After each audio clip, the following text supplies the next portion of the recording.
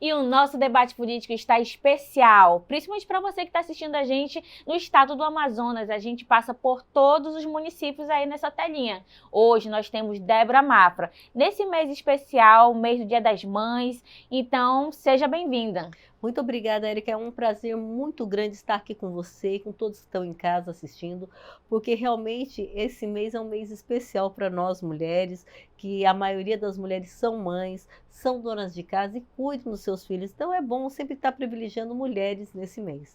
Isso é verdade. Os municípios do estado do Amazonas ainda é uma realidade, a gente tem ainda a gravidez precoce, né? Muitas jovens engravidando, passando por dificuldade e precisando de assistência.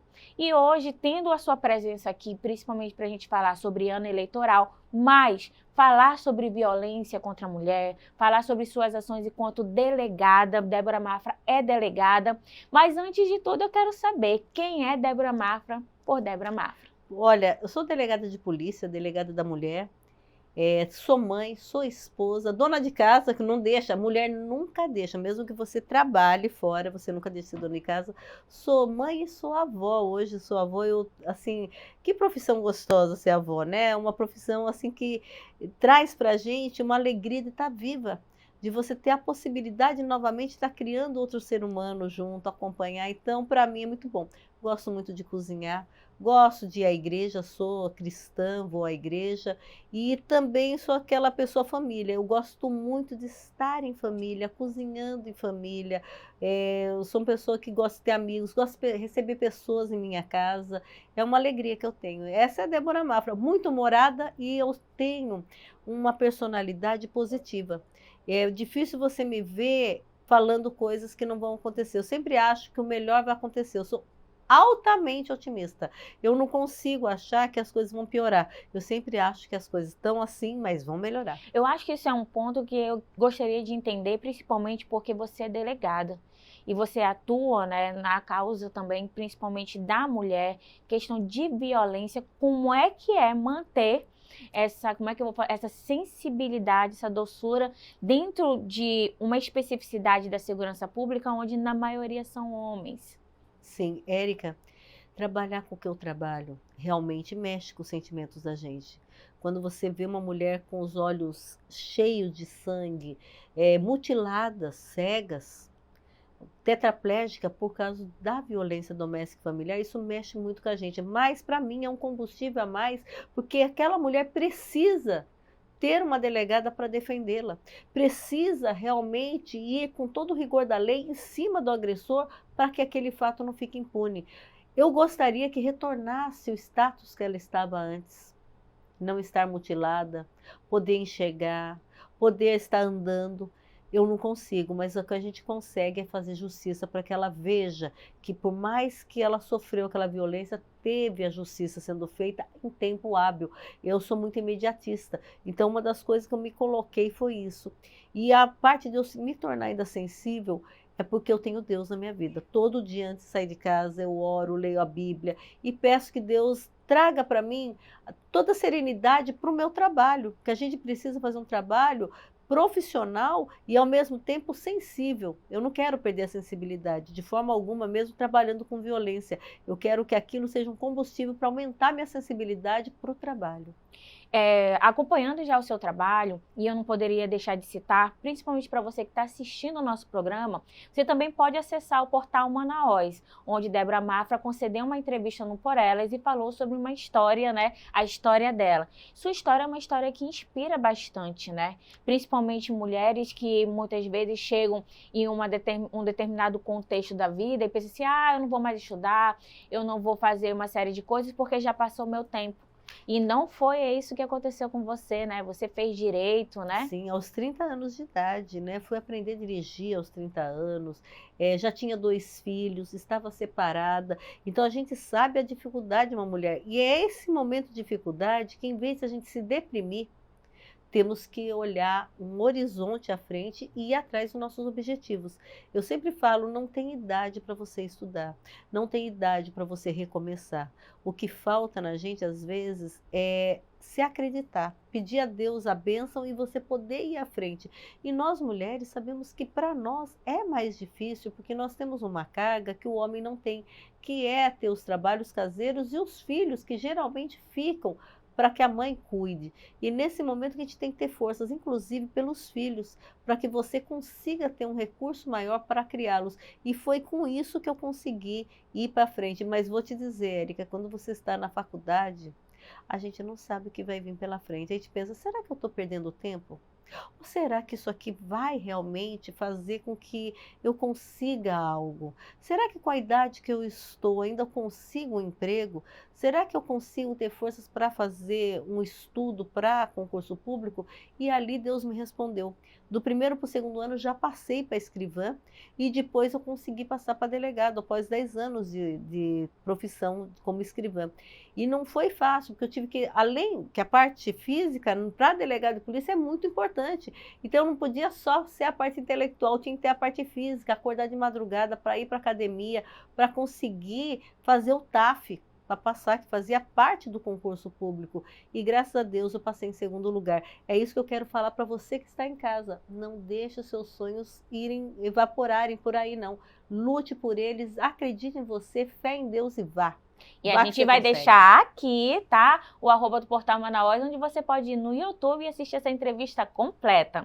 Débora, agora a gente vai falando, né, sobre as suas ações dentro dessa realidade do ano de 2024. A gente sabe que, olhando para trás, a gente se deparou com muitos casos de feminicídio, né? Todos os dias é uma realidade. Infelizmente, não diminui da forma como a gente gostaria, mesmo com a Lei Maria da Penha, com tantas políticas públicas. E eu gostaria que, nesse momento, você falasse sobre as medidas protetivas, os canais de denúncia, né? E trouxesse aí, de uma forma resumida, porque o programa tem muita coisa para a gente falar, mas quem está assistindo a gente, principalmente as famílias, as mulheres, né, os familiares, ter essa noção. Principalmente quando a gente pensa nos municípios do estado do Amazonas, que não tem tanto acesso quanto na capital, com esses mecanismos, né, de denúncias. Com certeza. Olha, o feminicídio é um problema do Brasil, inclusive por ser um problema histórico. Nós mulheres aqui no Brasil, historicamente, não tínhamos valor nenhum. E com isso, o homem poderia matar, poderia fazer o que quisesse da mulher, que até a sociedade, inclusive as mulheres, aplaudiam. Antigamente, você matar uma mulher porque ela traiu, ou você matava e falava que ela traiu, já estava superado o teu crime.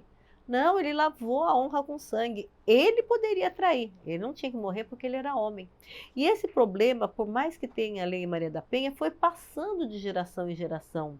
Então, muitos homens, quando se vê que a mulher não quer mais eles, tanto que o perigo do feminicídio é o término de um relacionamento até 1 ano após esse término, é o período mais crítico para que aconteça esse feminicídio, porque o homem muitas vezes não aceita receber um não da mulher para a continuidade daquele relacionamento.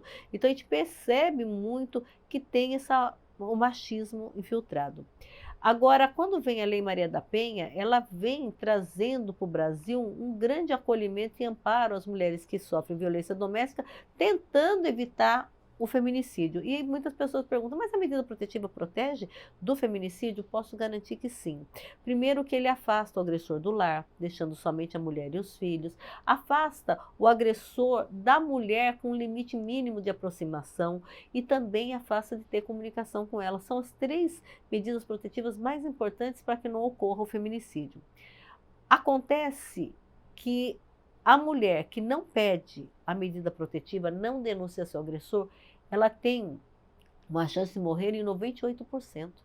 A maioria das mulheres que morreram em feminicídio, tanto no Brasil, quanto no Amazonas, quanto em Manaus, nunca foram denunciar seu agressor. E eu lendo alguns artigos sobre isso, eu vi que a maioria morreu na própria casa, no seu próprio quarto. Geralmente, a maioria das vezes. A maioria das mulheres morrem no Brasil dentro de casa na mão de conhecidos por meio cruéis. Geralmente é utilizado arma branca, como faca, que é uma arma que tem em todas as casas e é utilizado isso geralmente também no rosto, mostrando o crime de ódio. Essa parte todinha da beleza da mulher. É um crime que a gente tem que estudar e combater ao mesmo tempo, porque realmente muitas e muitas mulheres morreram por isso, até por falta de informação. Como elas são ameaçadas, elas deixam de denunciar o agressor, achando que é melhor do jeito que está do que vir denunciar e mexer nisso. E eu posso te garantir que não é. Tem menos de 2% das mulheres que fizeram tudo que era para ter feito e acabaram morrendo, que sempre tem esse lapso, né, desse tempo. Então a gente percebe que é necessário a denúncia. Quais são os canais de denúncias que você tem para poder colocar? Que a gente coloca aqui, né? Você pode acessar direitinho para poder entrar em contato, como entrar em contato com a delegacia. Sim, Érica. O canal de denúncia anônimo, que é o melhor meio, como eu falo, mas pode ir na delegacia? Pode, porém não vai ser anônimo. Se você for lá denunciar comigo, eu vou pegar, vou falar, vem cá, Érica, senta aqui. Vou te ouvir todinha. Com o seu relato, eu vou atrás da vítima e do autor. Mas quando perguntarem, mas como que a senhora sabe isso? Eu vou falar, olha, você conhece a dona Érica? Foi ela que veio denunciar, falando que assistiu numa festa, você agredindo aquela mulher, a vítima, você deu um tapa na cara dela, porque tem que ter um documento formalizado para você poder chegar no casal. Mas o meio mais seguro é a denúncia anônima, por meio do 180 ou 181. 180 é tão bom que pode ser até por meio de mensagem do WhatsApp, 24 horas por dia, pode telefonar também. E a identidade de quem denunciou não é revelada. E sai um documento formalizado. Ali, o documento fala, fulana de tal, que mora na rua tal, sofre violência doméstica, aconteceu no domingo, tal, tal, tal, tal. Então, vem todo o relato. Então, quando a gente chega na vítima, a gente tem o que falar, olha, nós recebemos isso aqui. Porque se eu chegar num local e não falar quem denunciou, não ter uma denúncia mesmo anônima, ela vai falar, isso é mentira, porque muitas mulheres estão doentes psicologicamente e a negação é muito grande nessas mulheres. Elas não aceitam o fato de ela estar sofrendo violência, ela não tem coragem de denunciar e não quer que ninguém denuncie.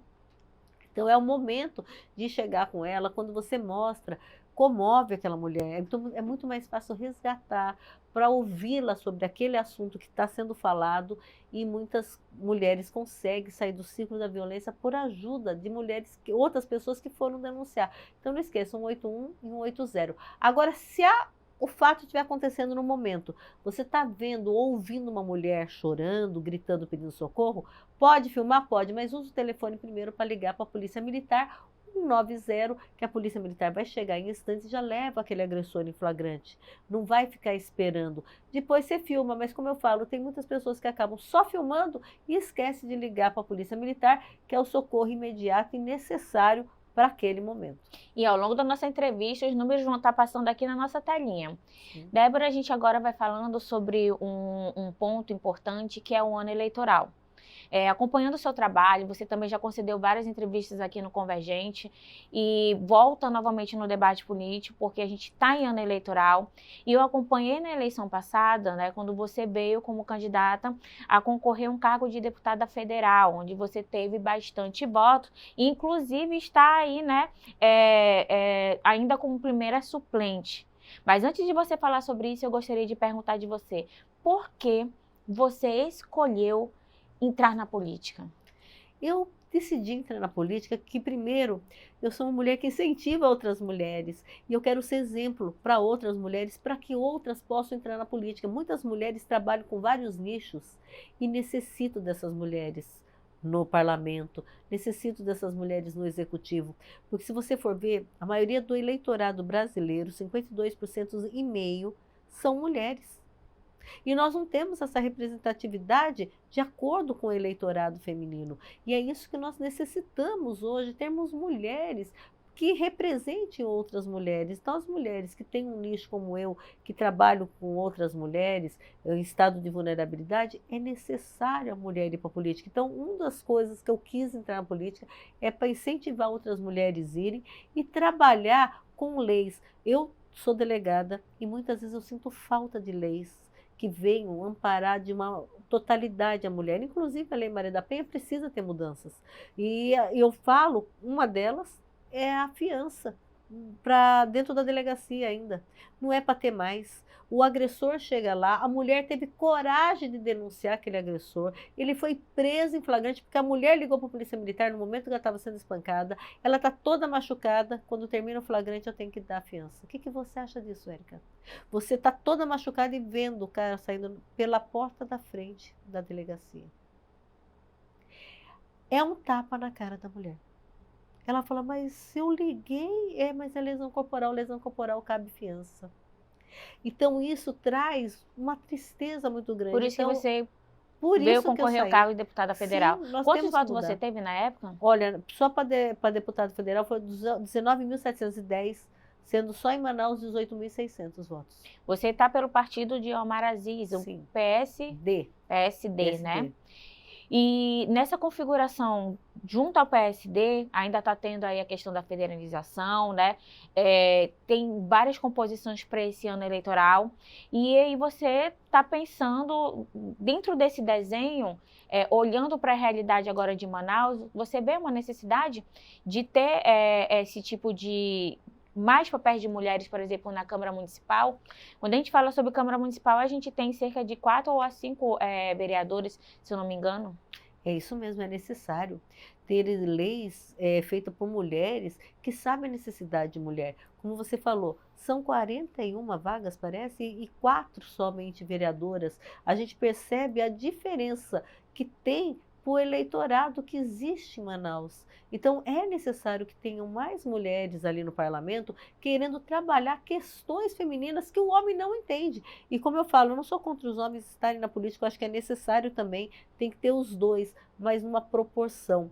Porque a mulher sempre vai ver o lado da mulher, dona de casa, o lado da mulher que acorda de madrugada, o lado da mulher que precisa levar filhos à escola, precisa educar filhos, a mulher que precisa passar o dia todo fora, onde ela vai deixar o filho, a menstruação, problemas obstétricos, como você falou, tudo isso tem que ser analisado sob um prisma de mulher, porque que nem ganhar bebê. Ganhar bebê, para quem nunca teve bebê e não vai ter como os homens, é uma realidade. Eu nem falo que eles são ruins, de forma alguma, é que eles não vivem essa realidade de uma gestação, no momento de ir numa maternidade, eles não sabem o que é isso. Agora, quem sabe? A mulher ribeirinha que está lá na ponta, no rio, que não tem informação nenhuma. Quem vai lutar por ela? Só sabe quem é mulher. Quem não é mulher não adianta, a gente não fala nem maldade, mas como não é da tua realidade. Como eu falei para você antes, como foi bom ter viajado para o interior do Amazonas quando candidata a deputada federal. Gostei demais, eu conheci uma realidade que eu não conhecia, que fácil é você falar do interior do Amazonas. Vá lá e veja a realidade, que tem que ter políticos que façam essas visitas para olhar a realidade que estão ali, para ter políticas públicas. As políticas públicas são dentro de incidências de estatística que são vistas e olhadas para mudar a realidade. E se não tiver alguém vá lá e veja, não vai mudar. Então eu acho muito bom que as mulheres lutem. Aquela mulher que está dentro de casa, que você às vezes está dentro de casa lavando sua louça, imaginar, mas eu não. Eu não. É você que tem que ir.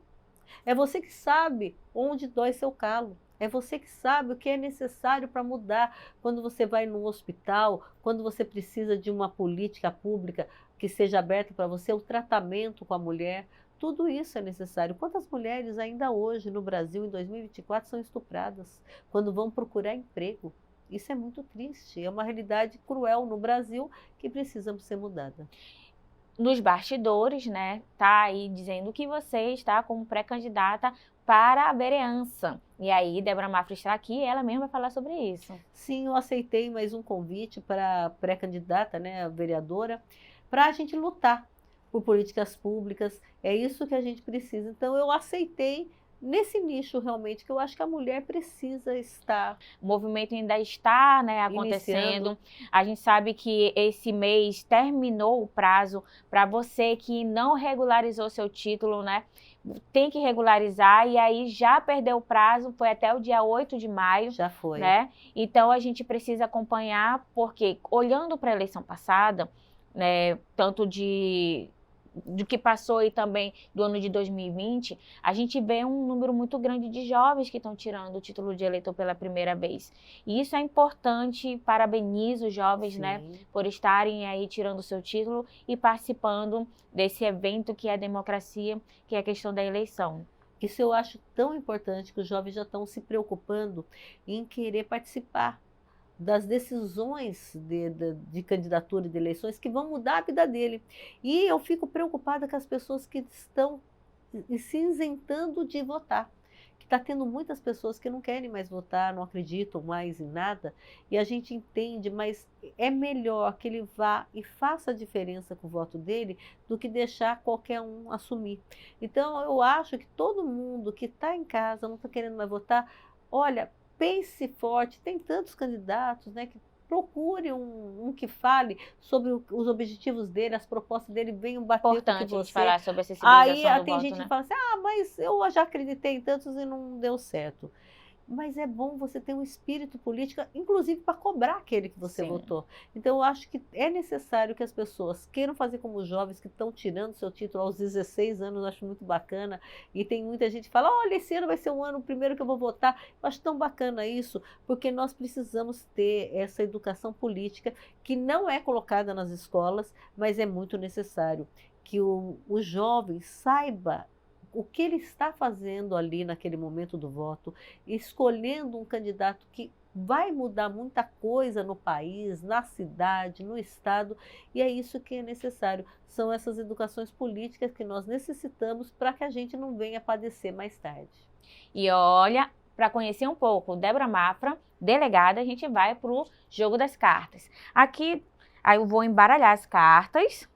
E aí você tira uma carta de uma personalidade política, mostra para as pessoas que estão assistindo a gente. E aí você vai comentar sobre essa pessoa. Vamos lá. Certo, vamos lá, vamos ver. Quem que vai sair aqui? Olha, o Wilker Barreto. Pode mostrar aqui. Lá, o Wilker Barreto, deputado estadual. Deputado estadual, conseguiu, né, na justiça, estar como pré-candidato ao majoritário, né, Prefeitura de Manaus. E você é delegada, né? Com certeza também acompanha um pouco do trabalho dos deputados estaduais, precisa também de apoio deles, de emenda, de uma série de coisas. Como é que você avaliaria de 0 a 10 o Wilker Barreto quanto deputado? Olha, o Wilker Barreto é um deputado atuante. Independente da bandeira que ele levanta, ele é atuante. E eu, como delegada da mulher, eu gostei que ele fez leis também.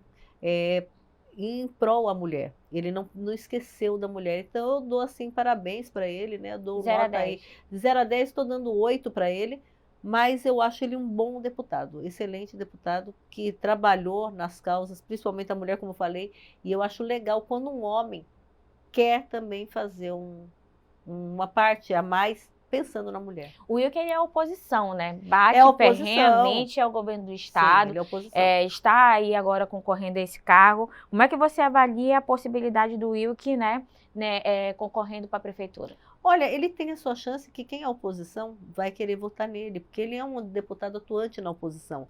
A gente tem que respeitar, né, a posição dele, que realmente ele faz da maneira correta. E eu acho que ele tem chances, porque todo mundo que é oposição vai querer votar nele para ver as ideias dele como oposição serem colocadas, né, no primeiro plano, sendo estabelecidas na cidade. Vou ver outro aqui.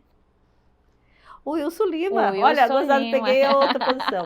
O Wilson Lima é um governador que eu dou 0 destaque. a 10 para o Wilson Lima. Olha, eu estou dando 10 aí para o nosso Wilson Lima, porque realmente ele é um governador que demonstrou um certo jogo de cintura num dos momentos piores que nós tivemos, passamos pela pandemia. Teve até pessoas que perguntavam como você avalia o governo do Wilson na pandemia. Gente, não dava nem para avaliar. Foi algo que veio na nossa sociedade de uma maneira inesperada. E ele conseguiu se sair, teve dificuldades, sim, sofreu demais na sociedade e mesmo assim ele conseguiu uma reeleição.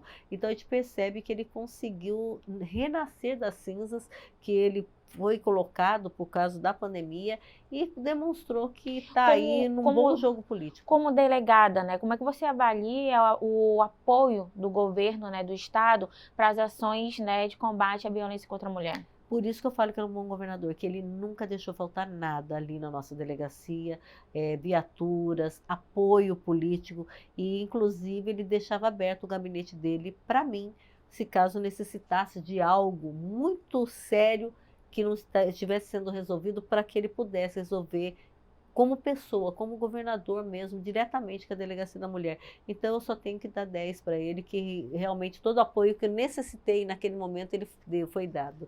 Eduardo Braga, Vamos grande lá. senador também da República. 0 a 10 para o Eduardo Braga. Eduardo Braga 10, porque ele junto com o Omar Aziz fizeram com que a nossa Zona Franca ficasse aqui em Manaus. Então eu posso dar 10, porque se não tivesse a Zona Franca, a gente estaria num problema muito sério. E a gente vê que ele é um político, junto até com o Omar Aziz, que a gente não vê atualmente com força e peito de lutar. Eles lutaram tanto contra estados como São Paulo, que são estados que têm 70 deputados ou até mais. Com os 3 senadores, eles bateram de frente, mostrando que a Amazonas era diferente e necessitava ter tratamento diferenciado. Então, para mim, 10 para ele, porque realmente, se não fosse ele e o Omar Aziz, nós estávamos fritos. O Amon, também um novo candidato, Amon né? Está Mandel. na pré-candidatura. Amon Mandel foi vereador, né? Sim. Interrompeu, porque se colocou para concorrer à eleição do ano passado, ganhou como deputado federal mais votado, né? Sim. Amon aí vem demonstrando uma força política. E como é que você avalia hoje Amon Mandel, 0 a 10? Olha, o Amon eu coloco 7, porque ele está iniciando agora, né, os projetos dele, mas como líder político, ele é muito bom. Tanto que ele foi um deputado federal mais votado. A gente percebeu que ele tem muitos adeptos e isso é muito difícil hoje em dia. E ele conseguiu, entre os jovens, ser um líder nesses jovens. Então a gente percebe que ele tem um grande talento. Eu ainda estou aguardando ver algum feito maior, porque o dele maior feito é ser líder político. Isso eu não tenho como negar. Ele é um excelente. Muito bom de voto quando foi vereador, muito bom de voto quanto deputado federal. Agora eu só estou esperando ter algum feito marcante como parlamentar. Ele está como pré-candidato também, né, para a Prefeitura de Manaus. Sim. E você, né, votaria em Amon Mandel? Não. Por quê? Porque eu não vi nenhum feito político dele até agora. Como eu falo, eu acho ele um grande líder para conseguir um voto. Porém, eu não vi nenhuma ação contundente que possa falar assim, poxa, isso aqui é um feito do nosso vereador Amon, quando ele foi vereador. Esse aqui é um feito dele quanto deputado federal. Eu não vi ainda nenhum feito dele, então eu não votaria em Amon. Jair Bolsonaro. Jair Bolsonaro, né? Um grande líder também. Esteve na nossa capital, movimentando os bastidores, muita coisa acontecendo dentro da política. Sim. A gente está falando de pré-candidatura, então muita coisa no cenário pode mudar, Sim, né? Principalmente certeza. Os nomes que estão aí à disposição como pré-candidatos, no caso de Alberto Neto. Como é que você avalia hoje, né, a influência de Jair Bolsonaro? Você acha que Jair Bolsonaro ainda tem força política para tomada de decisão de influência na questão de votos? 0 a 10. Olha, hoje ainda tem. Eu dou 7 para ele, influência, porque ele deu uma decaída com algumas ações que aconteceram após a saída dele como presidente. Porém, hoje ainda vejo ele um grande líder político, que a gente vê que ele arrasta multidões onde ele vai, né? Mesmo não sendo o presidente da República, a gente vê que ele tem uma força muito grande. Mas aqui para o Amazonas, realmente ele esqueceu quanto presidente.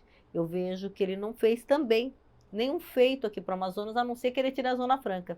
Então, com isso, eu tenho uns olhos diferentes ao Jair Bolsonaro, mas eu respeito como líder político. Eu acho que não existe há muito tempo uma pessoa que conseguiu o que ele conseguiu em pouco tempo, de ter um fãs. Ele, na verdade, não tem nem eleitorado, ele tem fãs mesmo que o defendem com unha e sangue e tudo sobre ele. Então eu acho que ele é uma pessoa que ele indicando, a palavra dele de indicação tem um poder muito grande ainda. Débora Mafra, é direita, esquerda? Sou centro. Por quê? Olha, eu acho que tudo que você vai para o extremo é preocupante. Isso eu sou na minha vida, eu sou muito equilibrada. Todo mundo até fala que o símbolo do direito é a balança. E eu sou muito equilibrada nisso. Eu acho que você não pode nem para o extremo esquerda, que você vai sofrer, que tem necessidade de ter uma força da direita, e você também não pode ir da direita totalmente, porque você vai sofrer necessidades que a esquerda pode te propor. Então, eu sempre fui centro. Eu acho que o centro tem uma visão que usa coisas boas da direita e coisas boas da esquerda, e você fazendo um misto para a população e para a sociedade, que quem tem que ganhar é a sociedade. Então, minha visão política é centro, e eu percebi, entrando para a política, o quanto eu sou centro. Eu acho que a gente não tem que ficar debatendo, brigando por isso, por aquilo. Nós temos que brigar pela sociedade, por ter uma sociedade que esteja tendo serviços públicos, políticas públicas de qualidade. Mais uma carta. Vamos lá. Alberto Neto. Ó, está um famoso Alberto Neto. Né, deputado federal. Deputado federal, pré-candidato também, né, ao cargo de Sim. majoritário. Como é que você avalia de 0 a 10 Alberto Neto? O Alberto Neto também daria 7 para ele, por ele ser extrema direita também.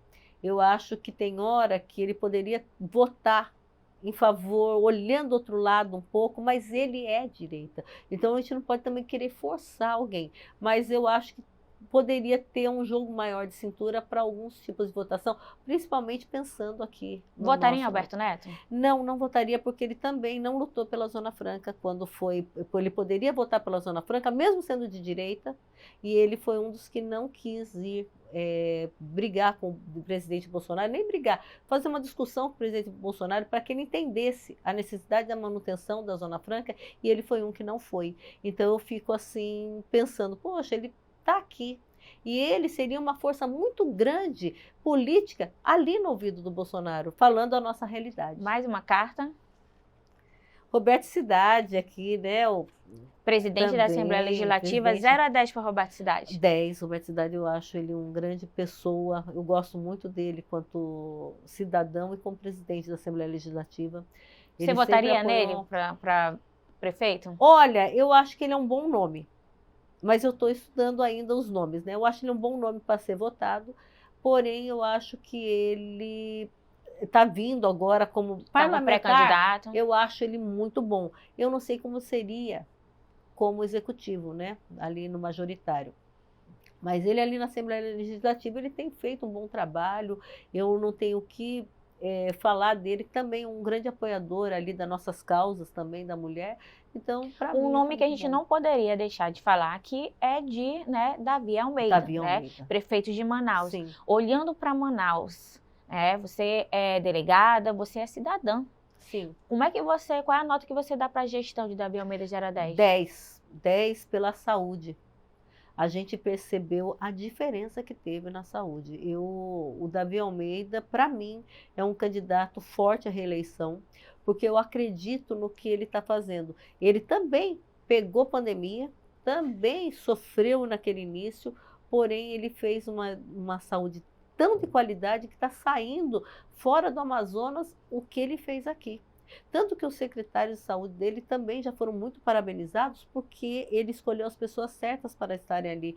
Vacina à vontade, você vai hoje, eu mesmo tomo vacina gratuita, você vai e você é muito bem recebido nos postos de serviços, né, postos de saúde. A gente vê que isso é a administração dele, e a gente percebe que a cidade está mais bonita, ele se preocupa muito com esse lado de bicicleta, de querer também fazer com que as pessoas se movimentem e ao mesmo tempo não esteja atrapalhando o meio ambiente com carros, essas coisas. Então a gente percebe uma preocupação que muita gente não está se preocupando. E aqui nossa cidade do Amazonas é uma cidade que fala sobre meio ambiente, sobre não poluição, e muita coisa eram deixadas de lado. E a gente percebe que ele tem boa vontade nisso, fez obras, agora mesmo ele fez uma coisa, o Mirante, que eu fui até lá. Que coisa linda! Que local adequado. E eu acho bom porque o nosso centro estava esquecido totalmente. Então, quando vem um turista para cá, ele quer conhecer o centro. O que tem para conhecer no centro? Agora não, nós temos um mirante vendo esse rio maravilhoso, mostrando uma obra maravilhosa que é a ponte. Eu gostei demais.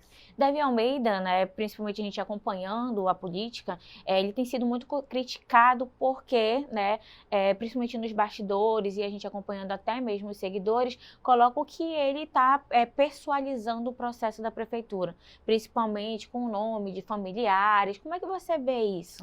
Eu acho isso tão normal para o político, porque todos os políticos que passaram antes dele colocaram o nome até de bairros, né? Com o nome de familiares, até o próprio nome. Eu sei que muitos veem com maus olhos, mas eu acho que se tiver a obra, coloque o nome que for, mas faça a obra.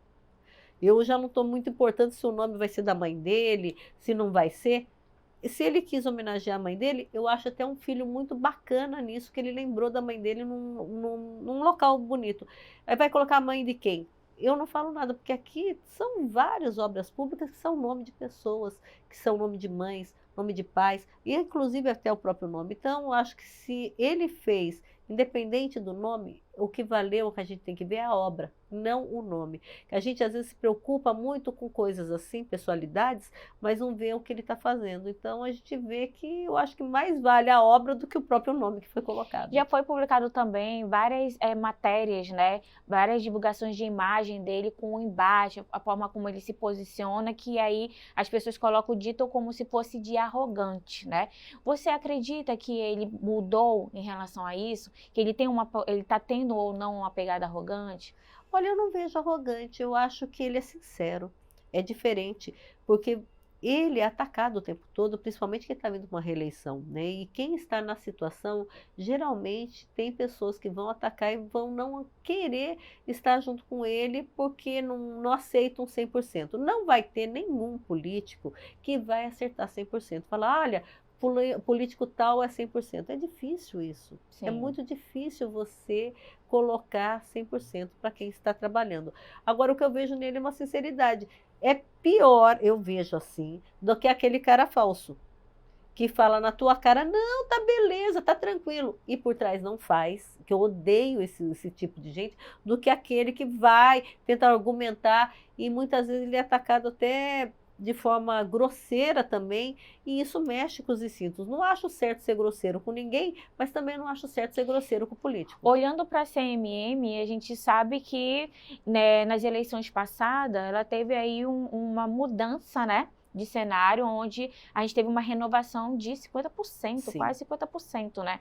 Você acha que esse cenário vai se repetir nesse ano eleitoral? Eu acredito que sim. Por Porque tem quê? nomes muito fortes vindo, né, que não estão hoje como vereadores, e eu acho necessária a renovação, sabia? Eu acho que tem que dar chance para outras pessoas, é necessário essa renovação, porque você tem que estudar o que está lá dentro fez e o que está lá fora está prometendo fazer. Eu acho que isso aí todo eleitor deveria pensar.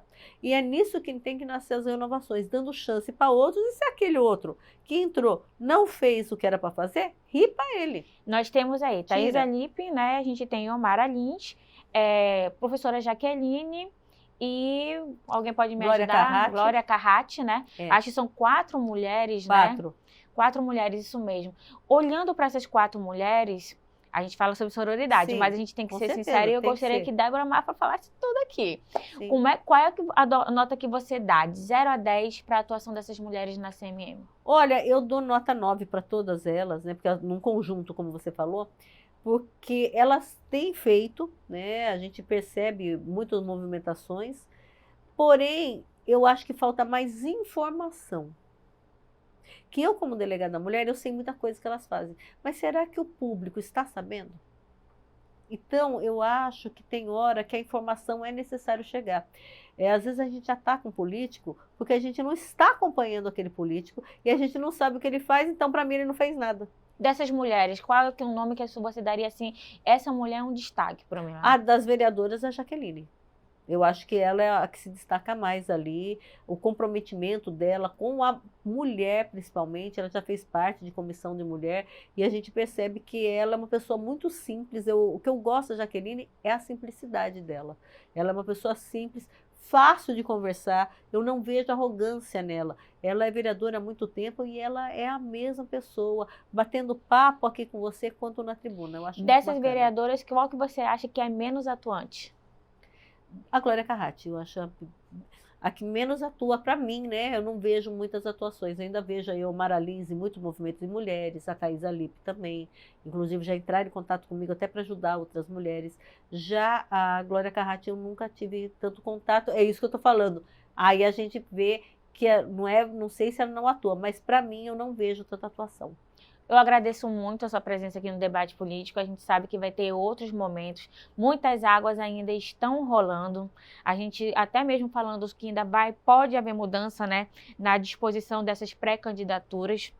Muita coisa nos bastidores, mas eu gostaria que a gente finalizasse aí com uma mensagem sua, já deixando aqui o convite para outros momentos e agradecendo a sua presença. Olha, eu quero agradecer muito o convite, Érica. Eu gosto de estar aqui com você, eu acho esse portal muito bom, da gente poder falar, expor nossas ideias e ao mesmo tempo, nesse mês da mulher, mês das mães, quero falar com você que está em casa.